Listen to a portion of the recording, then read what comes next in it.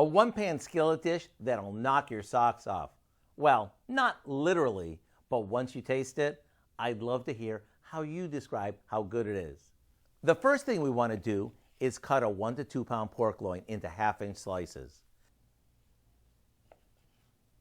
Now we place each one between a couple of pieces of plastic wrap and gently pound them so they're pretty thin. Flattening these is what makes them really tender.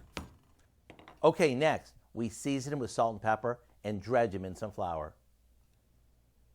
Then we saute them in butter for a few minutes on each side. Once they're done, we place them on a platter and cover them to keep them warm. Now in the same skillet, we combine some heavy cream and pesto. And after letting this simmer for a bit, we add some sliced plum tomatoes.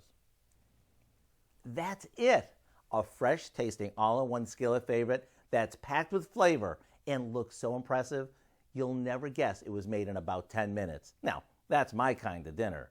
To get the recipe for our Pesto Pork Medallions, all you need to do is visit our website.